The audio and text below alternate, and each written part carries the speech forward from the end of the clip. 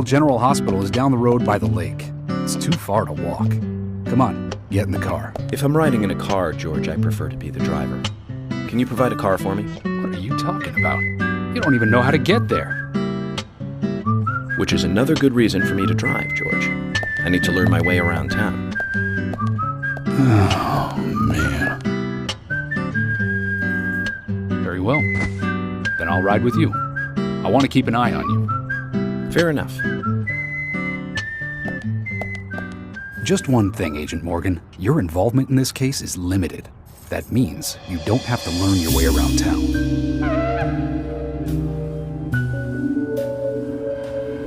George, we'd better get moving. The hospital closes at 2100.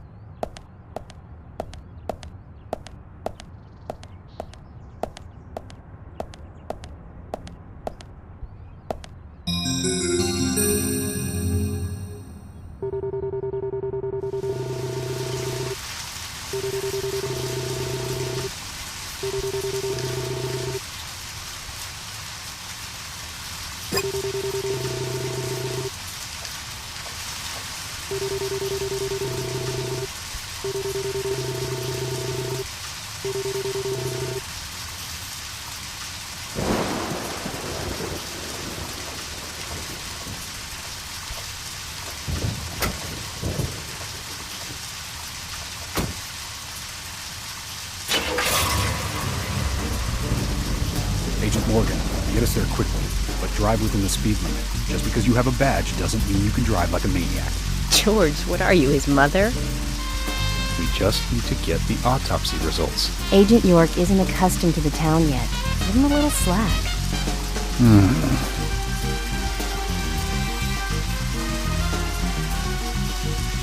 Well then, Agent York, let's get going. Sure, sounds good.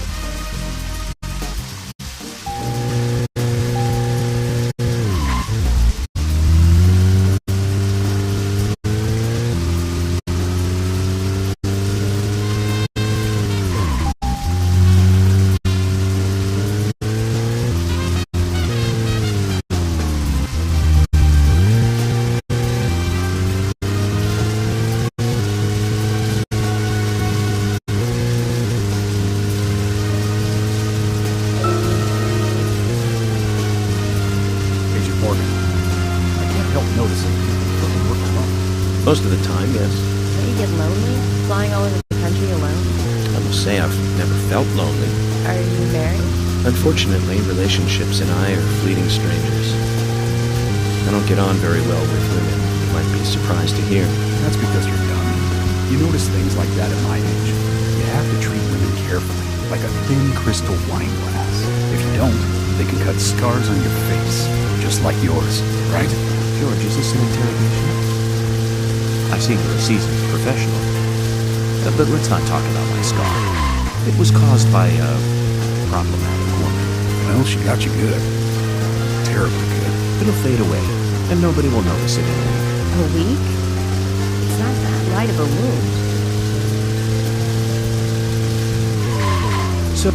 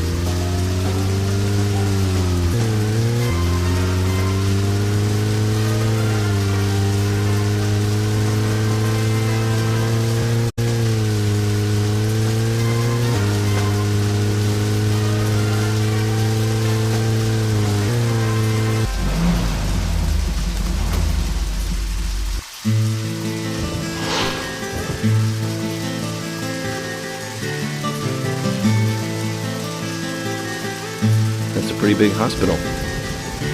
Guess they wanted to be ready for town-wide food poisoning? No, it's another leftover from the town's prosperous slumber days. Hard to imagine now, though, isn't it? My mother always talked about how energetic this town used to be. Almost like a gold rush, she used to say. Impressive. But the hotter the fever, the faster it cools. And so now there's hardly anyone left to use this place. It pains me to watch my hometown lose so many citizens. Beyond your understanding, I'm sure. Yes, I'm sorry to say that it is. Indeed. And that's why this case is our problem. There really isn't any need for you to get too involved.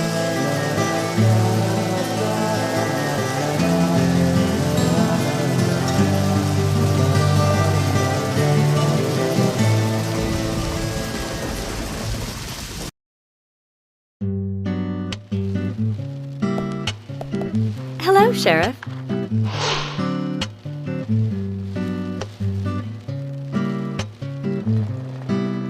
Hi there, Fiona. We're here to see Usha. Do you know where he is? I think Dr. Johnson is in the computer room. A computer room? In a hospital? Nice to meet you, Mr. FBI agent. The computer room is where our employees share a computer. Very nice to meet you, too. I'm FBI Special Agent Francis York Morgan. How did you know I was FBI? Easy. None of the police in this town wear cologne. Besides, that scar on your face is the biggest rumor in town. Rumors get exaggerated as they spread, even in the countryside. What's that you're reading, if I may ask?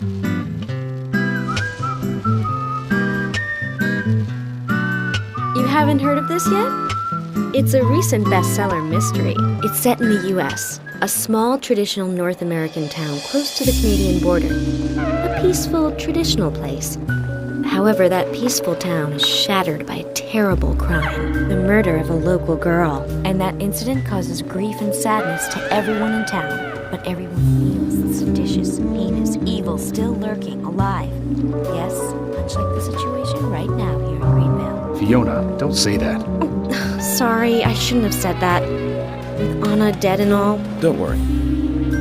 Books are written to entertain, and it's good you're enjoying it. What we're faced with here is a terrible crime committed in a real world. Much different from that of a novel.